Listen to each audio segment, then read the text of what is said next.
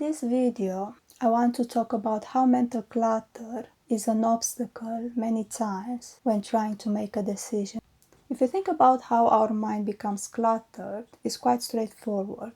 You're just gathering information from external sources and you don't connect it to the information you already have in your mind. You just basically pile up all these thoughts and feelings from other people and you don't do anything with it. You just let it in an organized way, a bit like, for example, when someone goes shopping, for example, and comes home and just throws everything on the bed and they don't even unpack the bags or anything, they just sit there. And imagine afterwards you're trying to find something that was actually on the bed and it happened right now is behind all those bags. So that's kind of how mental clutter even happens. It's just literally thoughts and feelings piled up in an unorganized manner in our mind. And that prevents us from actually being able to see clearly what we want to see. Mental clutter is quite easy right now to create. There's a lot of information that we gather throughout the day, either through social media, TV, all these ads and everything that is happening around us that is trying to grab our attention, everything we consume basically. And that consumption can be, again, social media, can also be using AI, because it's a lot of information that AI also offers to us, is quite there available. Equally on top of that, you're also adding the conversations you have throughout the day with the people you interact with, plus everything you do throughout the day, and so on and so forth. It's a lot of information.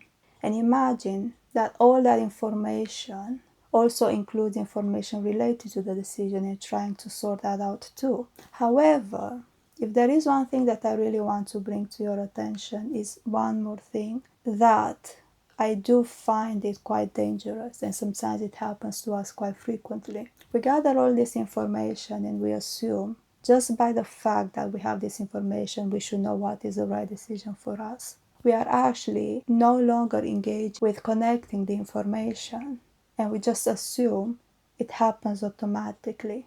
It is true, our mind does connect information throughout time, so that's why you can notice yourself when you wake up, for example, that you have thoughts that were like, oh, there's this, there's that, or 2 days or 3 days, or so on and so forth. Yes, the mind does make all this connection in time, but think of the amount of information you're giving to it. If it's directly proportionate with how much it has the ability to work with, then great. But many times, I think that's what I'm trying to say, is we are gathering so much information that the mind cannot cope. So we need to help it.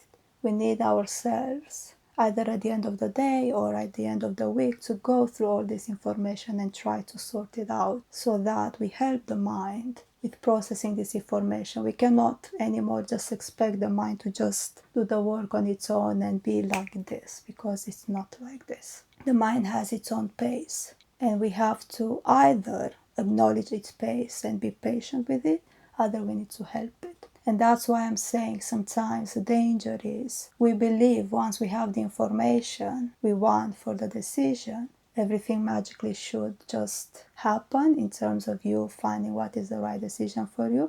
And it's true that happens in some instances, but not all the time. And that's why being aware of the decision-making process, being a process of getting information and connecting it, is crucial so that you can actually tap into that process when you find yourself not able to see the right decision for you with ease right there and then. We are assuming sometimes that when we don't find the right answer for us, we need to gather even more and more information. But in reality, what we are doing here, we are building mental clutter. And we have to be careful with that. And we have to be able to acknowledge when indeed we need to go and gather information, and when we need to actually go and connect it. Because the decision-making process is not just gathering information. It's also not just connecting it, it's both. You need all the information required for the decision, and you need it connected. Otherwise, the decision image will not reveal itself with ease. And you might just take maybe one piece of information here and there and assume, but then you're assuming, you're guessing, you're not actually seeing. Plus, it's also much more difficult for you to guess just by looking at individual pieces not connected.